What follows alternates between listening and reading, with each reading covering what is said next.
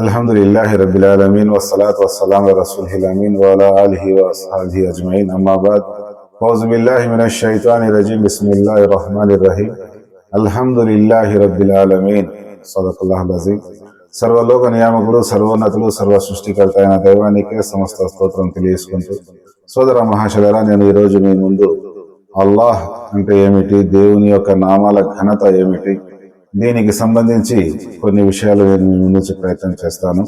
సోదర మహాశయులారా, సూర ఫాతిహాలోని మొదటి వాక్యం నేను మీ ముందు పఠించడం జరిగింది. సమస్త లోకాల ప్రభు అయిన దైవానికే సమస్త స్తోత్రములు అని దీని యొక్క అనువాదం ఉంది. సోదర మహాశయులారా, దేవుని యొక్క జాతి నామం ఏదైతే ఉందో అల్లాహ్, ఈ అల్లాహ్ అనే పదానికి అర్థం ఏమిటి అంటే అల్ ప్లస్ ఇలాహ్. అల్ అంటే పూర్తి, కంప్లీట్, సమస్తము. ఇలాహ్ అంటే ఆరాధనలకు అర్హుడు, సమస్త ఆరాధనలకు అర్హుడు. ఎందుకంటే ఈ సృష్టికి మూలమైన ఆయనే సమస్త స్తోత్రాలకు అర్హుడు. కానీ సృష్టించబడిన ఏ జీవరాశి అయినా, ఏ వస్తువు అయినా కానీ స్తుతికి, స్తోత్రానికి అర్హత ఉండదు. ఎందుకంటే సృష్టికి మూలాకారకుడైన ఆయన కాబట్టి ఆయనకు 99 సుందరమైన గుణనామాలు కూడా ఉన్నాయి. ఖురాన్ మనం పఠించినప్పుడు, హదీసులు మనం పఠించినప్పుడు ఈ 99 నామాలు ఏవైతే ఉన్నాయో ఖురాన్ వాక్యాల చివరలో వస్తూ ఉంటాయి. కరీం, సమీర్, బసీర్, గఫూర్, రహీం, తవ్వాబ్, ముతకబ్బిర్, ఇటువంటి దైవ నామాలు ఖురాన్ వాక్యాల చివరిలో వస్తూ ఉంటాయి. ఈ వాక్యాలు చదివిన ద్వారా మనము దేవుని యొక్క గుణగణాలు, శక్తి, సామర్థ్యాలు ఏవైతే ఉన్నాయో వాటిని మనము అర్థం చేసుకునే దానికి అవకాశం ఉంది. కానీ చాలా మంది దైవాన్ని పోలికలు చేస్తూ అర్థమయ్యే విధంగా విశ్లేషించే ప్రయత్నం చేస్తూ ఉంటారు. అందుకోసమే ఖురాన్లో లైస కమిస్లిహి షైయున్ ఫిల్ అర్ది వలా ఫిస్ సమా, భూమిలో గాని ఆకాశంలో గాని దైవాన్ని పోలినది లేదు. కాబట్టి వేటిని కూడా, దేన్ని కూడా దైవంతో మనం పోల్చలేము. ఎందుకంటే ప్రతి ఒక్కటి ఉనికిలోకి వచ్చేది, తర్వాత అంతమైపోయేదే కాబట్టి.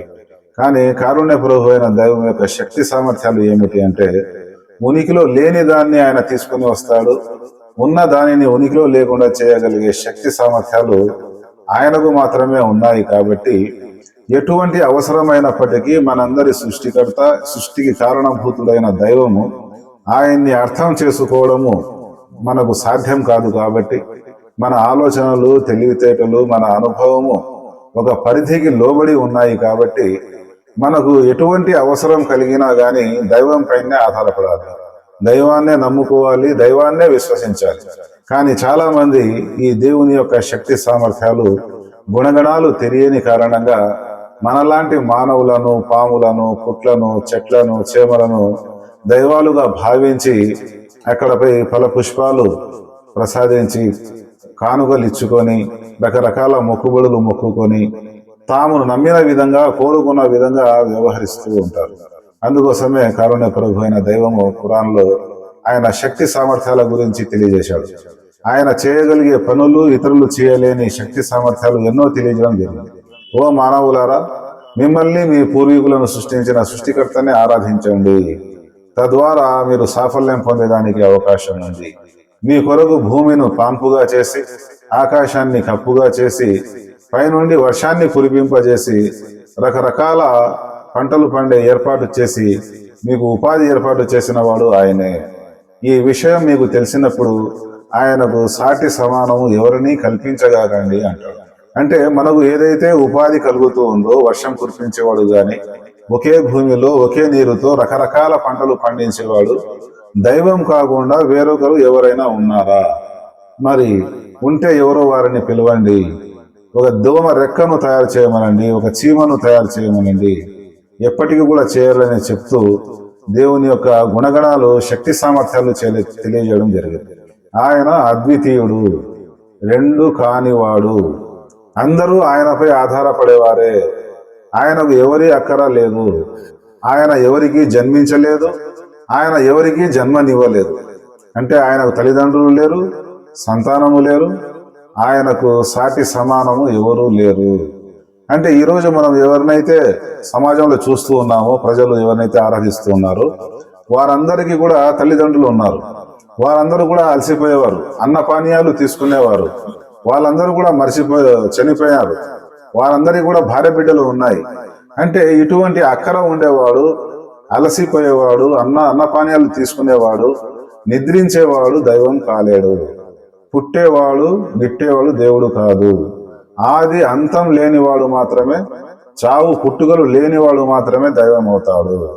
మనం ఏదైతే ఏ దేశాల్లో అయితే గొప్ప గొప్ప దైవాలుగా అని మనం వింటున్నామో, ఇతిహాసాలు కథలు ఏవైతే విన్నామో, వారందరికీ కూడా తల్లిదండ్రులు ఉన్నారు, ఇద్దరు ముగ్గురు భార్యలు ఉన్నారు, వేల మంది ఉంపుడుగత్తెలు ఉన్నారు. వాళ్ళు నాట్యం ఆడినారు, తిన్నారు, పడుకున్నారు. అందుకోసమే ఆయతల్ కుర్సీలో సకల చరాచర సృష్టికి మూలాధారమైన ఆయన నిత్యుడు, సజీవుడు, అనంతుడు.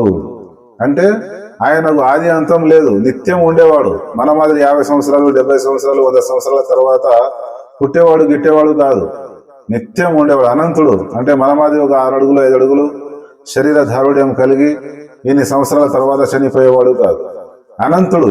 అంటే మన చూపు ఆనదు ఆయన ఎక్కడ ఉన్నాడు, ఎలా ఉన్నాడు అనేది కూడా మనము చూడలేము. ఎందుకంటే మన కంటి చూపు ఒక పరిధి అనేది ఉంది అన్నమాట, మన వినికిడికి ఒక పరిధి అనేది ఉంది, మన ఆలోచనకు ఒక పరిధి ఉంది. కాబట్టి ఆయన అనంతుడు, ఆయన నిద్రపోడు, ఆయనకు కునుకు రాదు.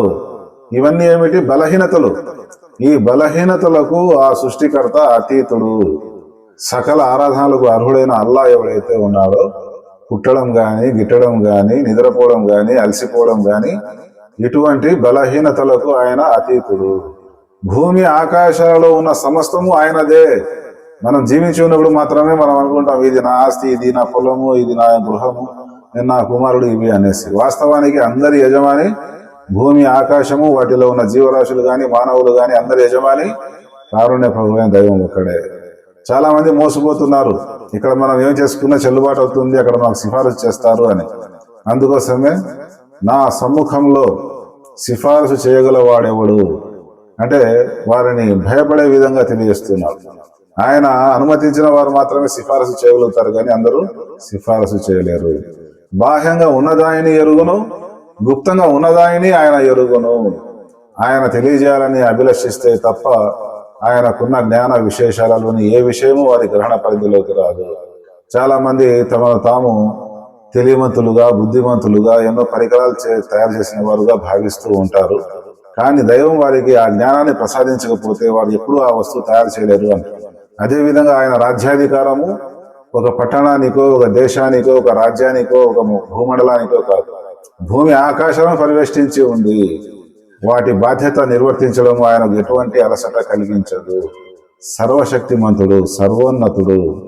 ఈ విధంగా ఆయన గుణగణాలు ఏవైతే ఉన్నాయో సూరతుల్ ఇఖ్లాస్లోను, ఆయతుల్ కుర్సీలోను, ఇంకా ఖురాన్లోని చాలా వాక్యాలలో దేవుని యొక్క గుణగణాలను, శక్తి సామర్థ్యాన్ని తెలియజేయడం జరిగింది. ఆ విధంగా 99 గుణనామాలు ఉన్నాయి. ఎవరైతే ఈ గుణనామాలను కంఠస్థం చేసి అర్థం చేసుకొని వాటి అనుగుణంగా ఎవరైతే జీవితం గడుపుతారో, ఏ రోజు అయితే ఈ వాక్యాలు వారు చదువుతారో, ఒకవేళ ఆ రోజే వారు చనిపోయినట్లయితే ఎటువంటి తీర్పు లేకుండా, లెక్కాచారం లేకుండా స్వర్గంలోకి ప్రవేశిస్తారు అని ప్రియ ప్రవక్త ముహమ్మద్ సల్లల్లాహు అలైహి వసల్లం గారు తెలియజేయడం జరిగింది. అందుకోసం సౌకర్యం ఉన్నవారు దేవుని యొక్క ఈ గుణనామాలు, శక్తి సామర్థ్యాలు ఏవైతే ఉన్నాయో 99 నామాలు కంఠస్థం చేయడంతో పాటు వాటి అర్థాన్ని కూడా తెలుసుకునే ప్రయత్నం చేయాలి. ఏవైతే విషయాలు చెప్పామో, విన్నామో, అర్థం చేసుకుని ఆచరించే సద్బుద్ధి కలిగారు అలాగే దేవుని వేడుకుంటున్నాను. అస్సలాము అలైకుం వరహమతుల్లాహి వబరకాతుహు.